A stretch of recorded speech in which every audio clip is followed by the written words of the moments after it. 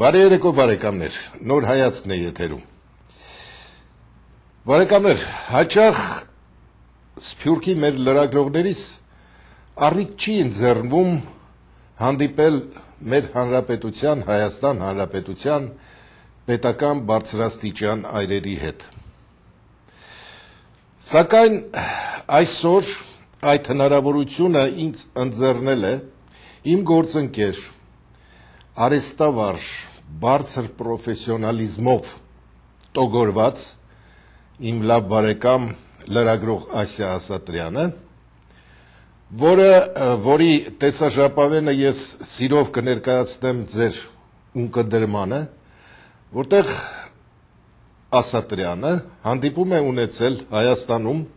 Հայաստանի Հանրապետության գլխավոր դատախազ Աղվան Հովսեփյանի հետ։ Մեկնաբանություններ Քավլիցի ես ինձ թույլ չեմ տալիս, քանզի գործ ունենք բավականին լուրջ լրագրողի աշխատանքի հետ։ Նրանք, ովքեր առաջի անգամ պիտի հանդիպեն Ասիա Ասատրյանին, ասեմ, որ ժամանակի շնչով ամբողջովին տոգորված, ժամանակի զարկերակի վրա ձեռքը պահած այն լրագրողներից է, որի ամբողջ մտածելակերպը, նրա փիլիսոփայությունը, նրա ներքին աշխարհը, հոգեբանությունը ուղղված է մեկ խնդրին՝ հայրենիք, սփյուռք այս հարաբերությունների ամրապնդմանը, իր հայրենի աշխարհի հզորացմանը, նրա զարգացմանը։ Ասյան սուր անկյան տակ լրագրող է։ Նրա աչքից չի բաց թողնվի որևիցե իրադարձություն, որը կարող է խանգարել իր երկրի, իր հայրենի երկրի զարգացմանը, նրա պետականության կայացմանը։ Այս ամենի կողքին նաև Ասատրյանը, չեմ կարող չասել, հրաշալի բանաստեղծություն է, այսինքն տեսեք, երկու մարդ մեկ մարմնի մեջ, երկու մտածելակերպ հոգի։ Նրա բանաստեղծություններն էլ տոգորված են, լեցուն են սիրով, նրբերանգներով, պատված մարդու ներքնաշխարհի բացահայտումներով։ Այս սա էր, որ ես ուզում էի ներկայացնել մինչ հաղորդման սկիզբը։ Ես կխնդրեմ ռեժիսորին, որ մեզ ներկայացնի լրագրող բանաստեղծուհի Ասիա Ասատրյանի հարցազրույցը Հայաստանի Հանրապետության գլխավոր դատախազ Աղվան Հովսեփյանի հետ։ Ում կներենք, բարեկամներ։ Նախ խոնարհումով շնորհակալ եմ ձեր գերլարվածության եւ ձեր գերզբաղվածության մեջ ինձ ընդունելու համար, արդեն դա խոսում էր ձեր մեծության մասին։ Հարցս հետեւյալն է. ելնելով ձեր պրոֆեսիոնալիզմից, մարդագիտությունից եւ անշուշտ մարդասիրությունից, ինչ է կարծում, ինչ կարելի է անել, որն է մեխանիզմը Սփյուռքի եւ հայրենիքի անխախտ կապը ապահովելու համար։ Մեխանիզմները կարող են լինել բազում։ Ես փորձեմ խմբավորել դրանք։ Կարող են լինել քաղաքական, տնտեսական, բայց ամենակարևորը ես ուզում եմ առաջնային պլանի վրա մղել հոգեբանական, հոգեկան մեխանիզմները։ Շատ դեպքերում լսում եմ արտահայտություն, ինչի համար ցավում եմ, թե խռովել են հայրենիքից, ոմանք խռովել են հայրենիքից։ Չեմ պատկերացնում ես նման բան։ Ու ակամայից ձեր հարցադրմամբ հենց անմիջապես հիշեցի բանաստեղծի տողերը. հացից խռոված երեխայի պես, ինչ անեմ չանեմ, հացին եմ նայում։ Հնարավոր չի խռովել հայրենիքից, ես երբեք չեմ ընդունում նման արտահայտություն, նման դատողություն եւ հոգեբանական մեխանիզմների մեջ պիտի մենք դիտարկենք հայրենասիրությունը։ Ուրիշ որևէ գործոն լինել անգամ չի կարող։ Եթե կա հայրենասիրություն, դրա մեջ ամփոփված ու պարփակված են բոլոր մեխանիզմները։ Եթե խոսքը կգնա քաղաքական մեխանիզմների մասին, այստեղ պիտի առաջնորդվենք դարձյալ մեր պետականության հիմնախնդիրներով։ Ես հասկանում եմ, քաղաքականության մեջ կարող են լինել իշխանական կողմեր, ընդդիմադիր կողմեր, դա բնական է, ողջ աշխարհն է դրան միտված, եւ ընդհանրապես ժողովրդավարության հիմնական սկզբունքը երաշխիքը դա է, որ յուրաքանչյուր հասարակարգում պետք է լինեն եւ իշխանական քաղաքականություն կրողներ եւ ընդդիմադիր, որոնք պիտի ամեն ինչ անեն, որպեսզի իրենք գան իշխանության, բայց միտումը, ձգտումը պետք է դարձյալ նպատակը լինի հայրենասիրությունը։ Այսինքն ամեն մի քաղաքական ուժ պիտի ցույց տա ժողովրդին, այ որ եթե ես գամ իշխանության, ավելի շատ բան կանեմ մեր պետականության համար, մեր քաղաքականության համար,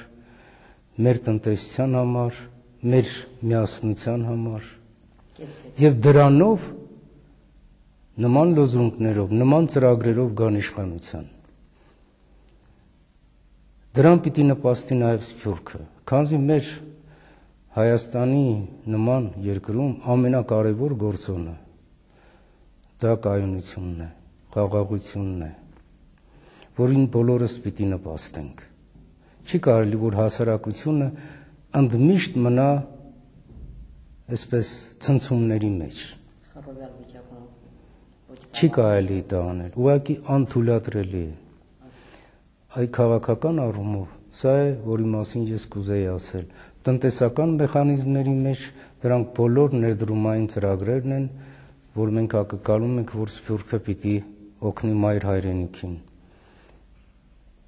Բոլոր տեսակի ներդրումային ծրագիրը, որի մեջ շահագրգիռ պետք է լինեն մեր հայրենակիցները նույնպես։ Ոչ միայն զուտ հայրենասիրական նկատառումներով, այլ նաև հենց իրենց որպես գործարարներ զուտ բիզնեսի, շահութաբերության հենց տեսանկյունից, եթե դիտարկենք այդ ամենը։ Շատ շնորհակալ եմ, շատ հագեցած պատասխան տվեցիք, շնորհակալ եմ ձեզ։ Ինչպես եք վերաբերվում այն հայերին, որոնք քաղաքականության մեջ, հատկապես Սփյուռքում, խաղում են երկու տարբեր դերեր ի վնաս մեր ազգին եւ պետականության հեղինակությանը։ Եվ ի վերջո նրանք որպես հայ իրավունք ունեն մտնելու մեր սուրբ հայրենիքը եւ քողարկելով իրենց դավաճանությունը մեր երկրում գումար վաստակելու։ Այդ փորձը մենք մարտի 1-ից հետո տեսանք, որը մեզ սարսափեցրել էր։ Հայրենիքը ընդհանրապես եւ Հայաստանը մասնավորապես որպես ողջ հայության հայրենիք մեր բոլորի տունն է, մեր բոլորի ընտանիքը։ Ընտանիքում կարող են լինել եւ արվեստագետներ, եւ գիտնականներ, եւ մանկավարժներ, եւ անառակ նաեւ որդիներ։ Բոլորը մեր հարազատ եղբայրներն են, քույրերն են։ Նույն հանցագործը, մարմնավաճառը, ակադեմիկոսը կամ պրոֆեսորները թողներեն բոլորը, որ նույն հարթության վրա եմ թվարկում, դրանք բոլորը Հայաստանի Հանրապետության քաղաքացիներն են։ Եվ փառք Աստծո, որ Հայաստանի Հանրապետությունում ընդունվեն օրենք երկքաղաքացիության մասին։ Այո։ Եվ մեր բոլոր հարազատները Սփյուռքում բնակվող կարող են լինել մայր Հայաստանի հայրենիքի քաղաքացիներ, պահպանելով իրենց քաղաքացիությունը։ Եվ ես հակված չեմ, որ Հայաստանը կարող է լինել միայն եւ միայն Հայաստանում բնակվող հայի տունը։ Սա ողջ հայության տունն է եւ պատմության ընթացքում մեղավոր չեն անձիկ, ովքեր սփռվել են աշխարհով մեկ։ Ես հանձինս ձեզ տեսա պետական եւ զարմանալի մտածելակերպ ունեցող լայնախոհ մարդու։ Ինչ եք կարծում, ինչ բանաձևով կարելի է իրականացնել Չարենցի հզոր միտքը, ով հայ ժողովուրդ, քո փրկությունը, քո միասնության մեջ է։ Դե բանաձևը ինքնին արդեն ձևակերպել է մեծն բանաստեղծը Չարենցը։ Որի համար պետք է համադիր լինեն դա հենց բանաձև է։ Չարենցի խոսքերը հենց բանաձև է։ Ուղղակի միասնություն ասելով, դա միայն այսպես սոսկ վերացական հասկացություն չի։ Եթե մենք կհասկանանք, որ այդ միասնությունը ոչ թե վերացական հասկացություն է, այլ պետք է դրսևորվի կոնկրետ գործերի մեջ։ Դա պիտի դառնա հոգեկան, հոգեբանական կարգավիճակ յուրաքանչյուր հայի համար։ Դա պիտի դառնա գիտակցություն, հենց այնպես միասնություն չի լինում։ Միասնությունը լինում է միասին աշխատելու մեջ, միասին մտածելու մեջ, մի հոգսով ապրելու մեջ, միասին ինչ-որ միջոցառումներ իրականացնելու մեջ, միասին մեկս մյուսի հանդեպ հոգատարության մեջ։ Մենք ունենք Նիգաբարան հայրենակցական միություն, որի բոլոր ծրագրերը միտված են միասնությանը։ Եվ հենց ծրագրերի անուններն են միասնություն ներշնչում, միասնության շուրջպար, միասնության ծառատունկ, ինձ հարցնում են, թե ինչ բան է միասնության ծառատունկ, ինչու միասնության ծառատունկ։ Ես բացատրում եմ բոլորին, որ եթե նույն պահին, նույն ժամանակ մեկը Մեղրիում ծառ տնկեց, մյուսը Բաքրատաշենում, մյուսը Նոյեմբերյանում,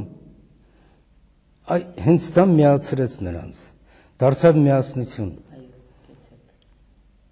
որ միասին ծառ տնկեցին մեր հայրենի հողում։ Եթե շրջեք Հայաստանով, մեկ կտեսնեք, թե վերջի տարիների ընթացքում որքան այգիներ են ձևավորվել,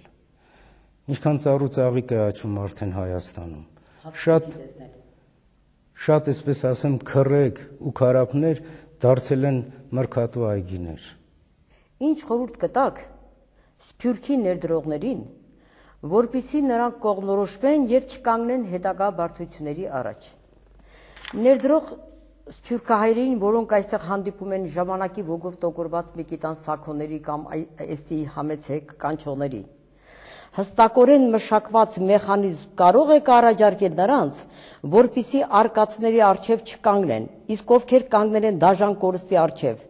կարող են իրենց հույսը դնել հայրենի արդարության վրա։ Ես իհարկե ձեզ հանդիպումից հետո հավատացած եմ, իսկ նրանք ձեր խոսքը որպես ինչ կասեիք նրանց։ Պիտի ասեմ, որ մեր ներդրողները, Սփյուռքի մեր հարազատ եղբայրները, քույրերը, որոնց հայրենիքի կանչն է բերում այստեղ դարձյալ իրենց կարոտը, պիտի մանրամասն փորձեն ուսումնասիրել այն բոլոր օրենքները, նորմատիվ ակտերը, ենթաօրենսդրական ակտերը, որոնք կարգավորում են բիզնեսի հետ կապված հարցերը։ Շատ դեպքերում չիմացությունը մեր հատկապես Հայաստանի օրենսդրության այդ ոլորտը կարգավորող նորմերի չիմացությունը բերում է հանգեցնում շատ խնդիրների։ Բայց պիտի ասեմ նաև, որ այսօր էլ եթե դրանք քրական հանցագործության բնույթ են կրում, մեր նախաքննության մարմիններում կան գործեր, որով մենք հստակորեն պաշտպանում ենք ներդրողների շահերը։ Մեր դատական համակարգում, դատական ատյաններում բազում գործեր են քննվում, որտեղ վճիռներ են կայացում ի օգուտ ներդրողների։ Բայց կա նաև հակառակը, եւ սրանից պետք չէ ինչ-որ որակներ ստեղծել կամ հետևություններ անել։ Պետք է ուղղակի ընդունել, որ այս կամ այն ներդրողը ուղղակի չի գործել Հայաստանի օրենքներով նախատեսված կարգավիճակում կամ ծրագրով, ինչպես դուք եք ասում։ Ուզում եմ նաև, որ յուրաքանչյուր ներդրող հստակորեն կարողանա տարբերել նաև ինչ է ներդրումային ծրագիրը, ինչ է բիզնեսը եւ ինչ է բարեգործությունը։ Եվ զերծ լինի այն մտքից, որ ներդրումը հենց ինքնին արդեն բարեգործություն, այդպես չի։ Ես ավելի շատ կուզեի, որ ներդրողները ավելի շատ առաջնորդվեին բիզնեսմենի հոգեբանությամբ եւ իրենց ստացած եկամուտներից, եթե արդեն բարեգործություն կանեն, սա լրիվ ուրիշ ոլորտ է։ Եվ հեռու եմ այն մտքից, որ պետք է ասենք խոշոր գումարներով բարեգործություն անելը դա հայրենասիրության չափանիշ է։ Մենք հիշենք Աստվածաշնչյան պատմությունը, երբ որ կինը 2 լումա ուներ ընդամենը եւ դրեց տաճարում։ Եվ ուզում եմ ասել, որ դեռևս 2 դրամի կամ 200 դրամի բարեգործություն անողը կամ 2 միլիոն դոլարի բարեգործություն անողը դեռևս չի կարելի դիտարկել որպես հայրենասիրության չափանիշ։ Ընդունում եմ։ Հայրենասիրության չափանիշը առաջի հերթին խոնարհ լինելն է։ Խոնարհ լինելը։ Դուք շատ մեծ եք, պարոն գլխավոր դատասխալ, շատ մեծ հոգեբանություն ունեք, անկեղծ ասած ձեզանից շատ մտավորական ճկունություն պետք է ձեռք բերել, մարզվել իսկապես, անկեղծ եմ ասում։ Ինչ կարծիքի եք, իմ կարծիքը չի բնավ։ Հանրապետությունում օրենքի մեջ կա նախախնամություն։ Եթե այո, ինչպես, եթե ոչ ինչպես, ես ասում եմ, սա շատ անգրագետ հարց է իմ կողմից, բայց միևնույն ժամանակ արդյոք ամեն մի հայ չպետք է զգա, որ այստեղ կա իսկապես անաչառ օրենք, որի իրագործումը իսկապես անաչառ կատարվում է, որի վկան ես եմ։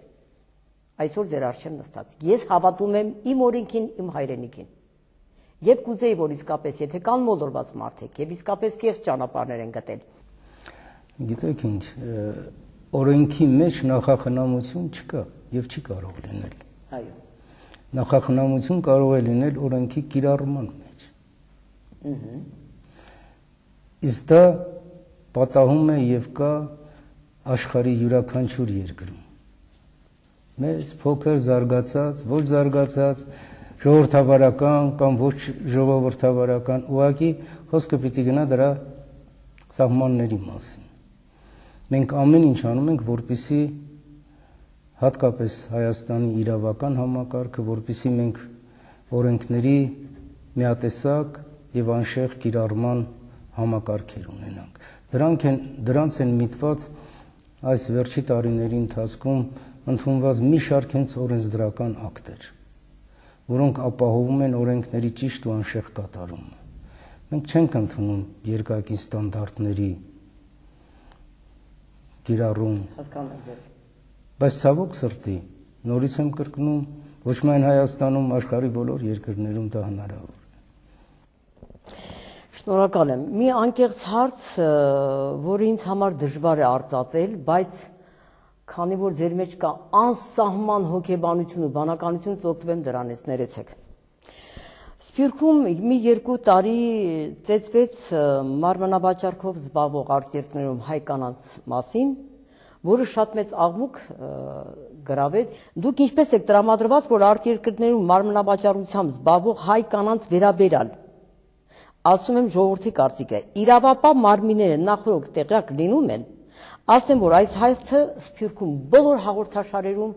բարձրացվել է եւ շատ ներողություն եւ իրենցից եւ ձեզանից միակ նեցուկն ու հենարանը պաշտպանող անձը ես եմ եղել։ Ինչի համար շնորհակալ եմ։ Մարմնավաճառությունը հազարամյակների պատմություն ունեցող երևույթ է, նույնիսկ մասնագիտություն է դիտարկվել պատմական շատ ժամանակահատվածներում, պետություններում։ Ցավոք սրտի մեր պետության կայացման սկզբնաշրջանում այս երևույթները ավելի արտահայտված էին եւ զանգվածային բնույթ կրեցին։ Վերջի տարիների ընթացքում մենք էական աշխատանք ենք կատարել, շատ զգալի աշխատանք ենք կատարել այս երևույթները արմատախիլ անելու ուղղությամբ։ Վերջի տարիների ընթացքում մենք էապես ձևափոխել ենք մեր օրենսդրությունը, ընդունել նոր հոդվածներ քրեական օրենսգրքում, ամենախիստ պատիժները նախատեսող։ Այսօրվա մեր օրենսդրությունը մարմնավաճառության դեմ պայքարի միտված լիովին համապատասխանում է միջազգային բոլոր չափանիշներին։ Եվ անցել է փորձաքննություն թե եվրոպական կառույցներում, թե միջազգային կառույցներում, որից հետո մեր ազգային ժողովը արդեն քանի տարի առաջ ընդունել է այդ օրենսդրությունը, մենք մշտապես փոփոխության ենք ենթարկում օրենքներ եւ այսօր իրավապահ ոլորտը գործում է այդ օրենքների համապատասխան։ Տարիներ առաջ, մի 4-5 տարի առաջ մենք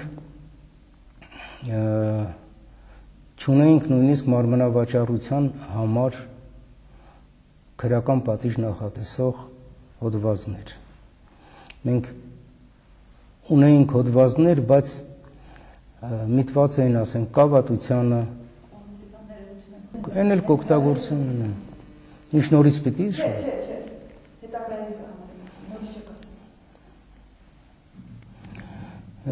Թրաֆիկինգը իրոք չարիք է ոչ միայն Հայաստանի համար, այլ նաև ողջ աշխարհի համար։ Դա ստրկատիրության ձևերից մեկն է։ Անկամ Դա դիտարկվում է որպես ստրկատիրության ձևերից մեկը։ Երբ մարդկանց ենթարկում են սեռական շահագործման, աշխատանքային շահագործման, դրա համար ողջ մարդկությունը այսօր մեր մոլորակի վրա այդ երևույթի դեմ պայքար է տանում։ Դրա համար Ամերիկայի Միացյալ Նահանգների պետական պետքարտուղարությունը յուրաքանչյուր տարի իր զեկույցի մեջ գնահատականներ է տալիս այս կամ այն պետության թրաֆիկինգի դեմ պայքարի պրոցեսներին եւ արդյունքներին։ Պիտի ասեմ, որ մինչև 2009 թվականը Հայաստանը գտնվում էր հսկողության գոտում ներառված երկրների թվում, շարքում։ Մեր հետևողական աշխատանքի շնորհիվ, մեր կառավարության հետևողական իրավական ոլորտի հետևողական աշխատանքի շնորհիվ 2009 թվականից առ այսօր Հայաստանը դուրս է բերվել հսկողական խմբում գտնվող պետությունների շարքից։ Դա ահագին առաջընթաց էր մեր երկրի հեղինակության համար, իմիջի համար։ Այսօր մեր կառավարությունը ունի հստակ մշակված ծրագիր թրաֆիկինգի դեմ պայքարի, այսինքն մենք դիտարկում ենք սա ոչ միայն որպես իրավական ոլորտի համար խնդիրներ, այլ նաև ընդհանրապես սոցիալական, տնտեսական եւ այլն, դաստիարակչական, այսինքն ծրագիրը կառավարության ծրագրում ներառված են ոչ միայն իրավական բնույթի հարցեր, այլ նաև բազում այլ հարցեր, որը կարող է կանխարգելել, բացահայտել եւ պատժել թրաֆիկինգի երևույթը։ Ես բավարարված եմ եւ որպեսզի ձեր թանկ ժամանակը այս ծանր լարված օրերին վերջացնեմ սրանով, շնորհակալ եմ կրկին։ Հպարտ եմ, որ Հայաստանը ունի այնպիսի պետական այր մեծ մտածելակերպ ունեցող, ինչպեսին դուք եք։ Ես շնորհակալ եմ, որ դուք կաք։ Ես էլ եմ շնորհակալ, ուզում եմ, որ Սփյուռքի իմ քույրերը, եղբայրները իմանան։ Հավատացում եմ, ձեզ կիմանան եւ այս հարցերը, որ ես զետեղել եմ իմ հարցը այս թերթիկների մեջ, լրիվ նրանց հուզող հարցեր են։ Կրկին եւ կրկին շնորհակալ եմ ձեր մեծության արչեւ, որ իսկապես կարողացաք այս գեր լարվածության մեջ ինձ ընդունեք։ Եվ ի վերջո ասեմ այն, որ անկեղծությունը մի ազնիվ երևույթ է, որի վրա մետաղ չի նստում, ես պետք է ձեզ ասեմ, որ ձեր էությամբ զարմացած եմ։ Իզա հազվագյուտ զգացում է ինձ մոտ։ Շնորհակալ եմ ձեզ։ Ես հաճախ կրկնում եմ, որ Հայաստանում եւ միայն Հայաստանում ունեմ 3 միլիոն ընկերներ։ Եվ այսօր ուզում եմ ասել, որ միայն Հայաստանում ունեմ 3 միլիոն ընկերներ եւ Հայաստանից դուրս եւս 7 միլիոն ընկերներ։ Ես վստահ եմ այնտեղ ովքեր լեցուն է բանականությամբ նրանք նույնպես ձեր ընկերներն են։ Շնորհակալ եմ։ Ես եմ շնորհակալ ցանց, բարի մնաք։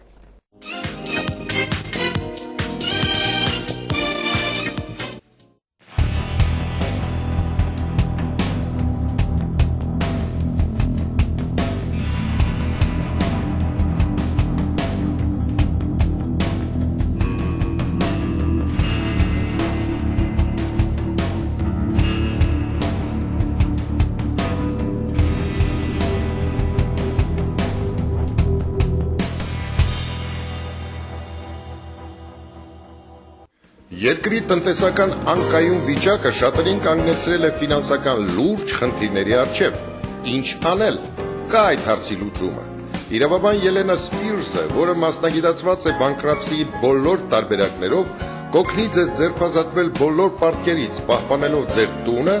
ունեցվածքը, ինչպես նաև վերցված երկրորդ լոնի մարումը։ Զբաղվում է նաև քրեական եւ դժբախտ պատահարների դեպքերով։ Դուք կարող եք դիմել Էնսինոյում եւ Գլենդելում գտնվող գրասենյակներից։ Դոկտոր Յուրի Բուսին, որ աշխատում է Գլենդել քաղաքում, մատուցում է յուրահատուկ բուժման ընթացակարգ ինֆարկտը կանխելու համար։ 1 ժամվա ընթացքում բժիշկը կախտորոշի սրտի առողջական վիճակը։ Կարիքի դեպքում դոկտոր Յուրի Բուսին կարող է լինել ձեր կողքին նաև հիվանդանոցում ամբողջ բուժման ընթացքում մինչև ապաքինվելը։ Խոսում ենք հայերեն։ Ժամադրության համար զանգահարեք 818 244 0029։ Ես կօգնեմ ձեզ։ Ես Աշոտին եմ ուզում։ Լսում եմ։ Չէ, մյուս Աշոտին եմ ուզում։ Հարիկ ջան, ինչ տարբերություն։ Աշոտը, էլի։ Ես ծիծաղով եմ բուժում, Աշոտն էլ դեղերով։ Աշոտ արի։ Ես մեր Աշոտի գիտեք ինչն է դուրս գալիս։ Մարդը ոչ մենակ դեղերով է բուժում, այլ վերաբերմունքով, սիրալիրությամբ, շփիտով, հալալ է էլի։ Glendale Central Pharmacy։ Դուք խնդիր ունեք կապված ձեր ատամների հետ, ապա մի վարանեք։ Այստեղ Բևերլի Հիլզում մեծ ճանաչում գտած բժիշկ Ջոզեֆ Ստենի ատամնաբուժական կենտրոնը առաջարկում է ձեզ ժամանակակից բարձր տեխնոլոգիաներով հագեցված բազմաբնույթ բուժումներ։ Շնորհակալություն բժիշկ Ստեն ձեր մատուցած ծառայությունների համար, քանզի դուք մարդկանց պարգևում եք գեղեցիկ, ժպիտ եւ առողջ ատամնաշար։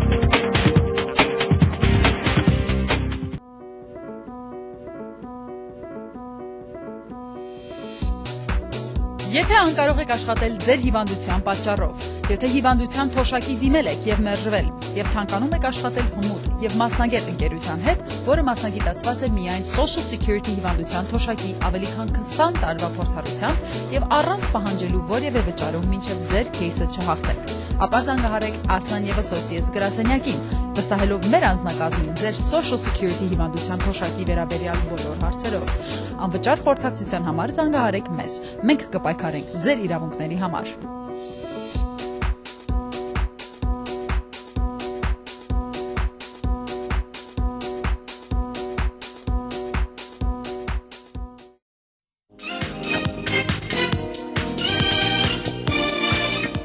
Այսօր այսքանը։